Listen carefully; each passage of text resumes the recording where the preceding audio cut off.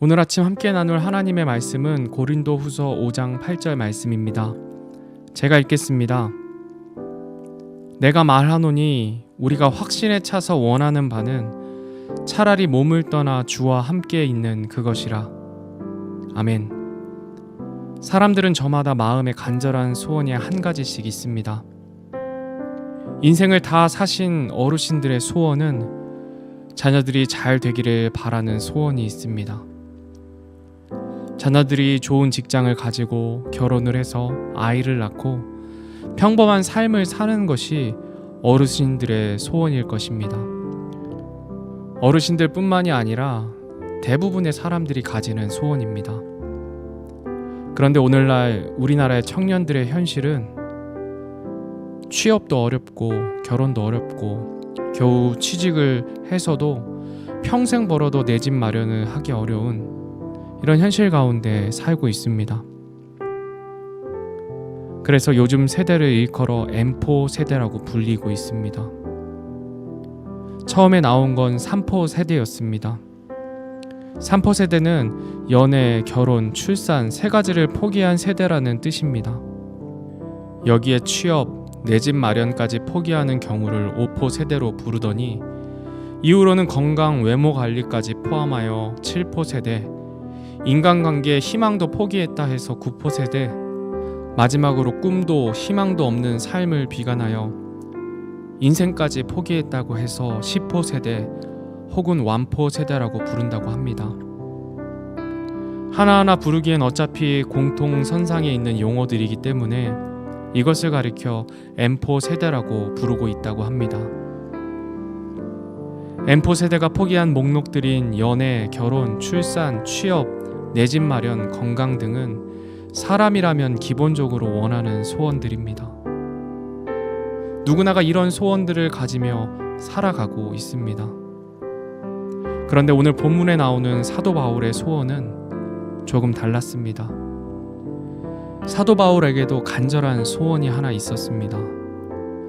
그 소원은 몸을 떠나가서 주님을 만나는 것이었습니다. 자신의 소원이 이 세상을 떠나 주와 함께 있는 것이라 이야기합니다. 사도 바울이 이런 소원을 가지고 있었던 이유는 오늘날 M4 세대라 일컬어지는 사람들과 같은 절망과 고통 때문에 세상을 떠나고 싶었던 것이 아니었습니다. 그렇다면 사도 바울은 왜 이 세상을 떠나 주님을 만나는 것을 고대하였을까요? 그 이유는 바로 예수님께서 소망 자체이시기 때문입니다. 그리고 주님이 계신 그곳에는 이 세상에는 없는 참된 안식과 평안이 있기 때문입니다. 주님이 계신 그곳에는 영원한 기쁨이 있기 때문입니다. 주님과 함께하는 그것이 바로 소망이고 기쁨이며 모든 것이기 때문입니다. 요한계시록 21장 4절에는 이렇게 기록하고 있습니다.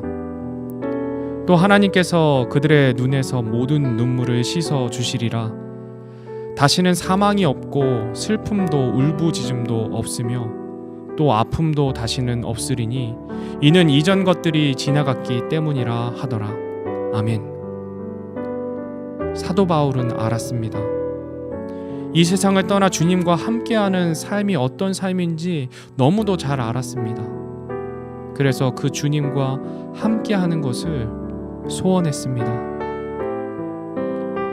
사도 바울이 회심하고 이방인의 사도로 사역을 시작하면서부터 사도 바울의 인생은 고난의 연속이었습니다.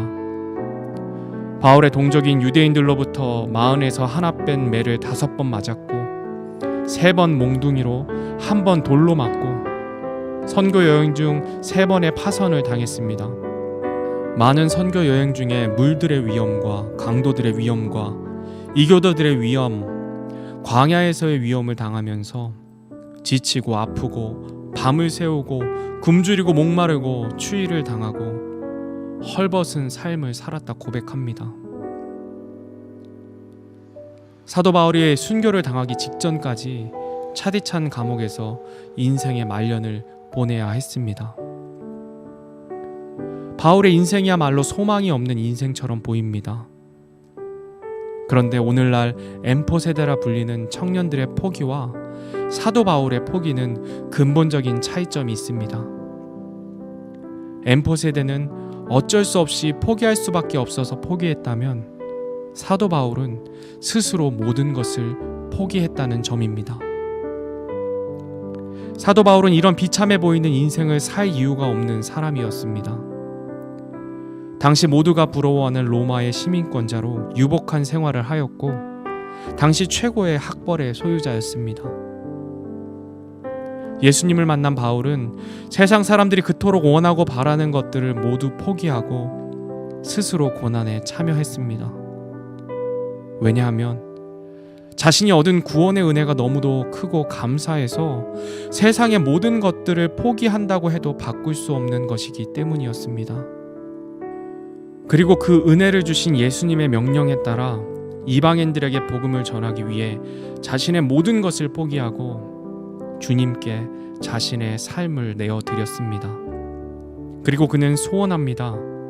그의 몸을 떠나 주님을 만나 뵙는 것을 소망합니다. 빌립보서 1장 23절에서 26절 말씀입니다. 떠나서 그리스도와 함께 있기를 바라며 내가 둘 사이에 끼어 있느니라. 그것이 훨씬 더 좋으나 그럼에도 불구하고 육체 안에 거하는 것이 너희를 위해 더 필요하니라. 이같이 확신함으로 너희의 믿음의 진보와 기쁨을 위하여 내가 너희 모두와 함께 거하며 머무를 것을 아노니, 이것은 내가 다시 너희에게 감으로 예수 그리스도 안에서 너희의 기쁨이 나로 인해 더욱 풍성하게 하려 함이라. 아멘. 사도 바울은 이 세상을 떠나 그리스도와 함께 있기를 간절히 소원합니다. 그러나 그가 이 땅 가운데 남아있는 이유가 있었습니다. 그것은 사도 바울의 입술을 통해 전해지는 하나님의 말씀을 통해 믿음이 자라날 영혼들이 아직 남아있기 때문이었습니다. 사도 바울을 통해 선포되는 복음의 말씀을 통해 구원받아야 할 영혼들이 아직 남아있기 때문이었습니다. 이것이 바로 우리의 구원자 되신 예수 그리스도의 소원이었습니다. 사도 바울은 이 세상을 떠나 주님과 함께하길 소원했지만 주 되신 예수님의 뜻은 사도 바울을 통해 영혼들을 구원하고자 하셨습니다. 누가복음 19장 20절 말씀입니다. 사람의 아들은 잃어버린 것을 찾아 구원하러 왔느니라. 아멘. 이것이 바로 예수님의 소원입니다. 잃어버린 영혼들을 찾아 구원하고자 하시는 것이 우리 주 예수님의 간절한 소원입니다. 그래서 사도 바울은 자신의 소원보다 주님의 소원을 더 소중하게 여겼습니다. 그리고 예수님의 소원이 사도 바울 자신의 소원이었습니다.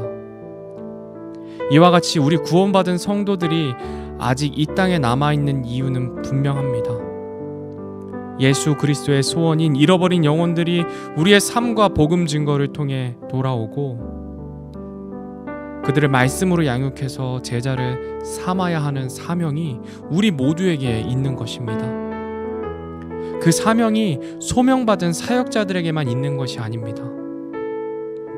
그 사명은 모든 믿는 자들에게 주신 하나님의 명령입니다. 우리 모두 오늘 말씀을 생각하시면서 세상의 것을 바라는 소원보다 우리 주님을 만나 뵐 것을 더 소원하는 저와 여러분이 되기를 바랍니다.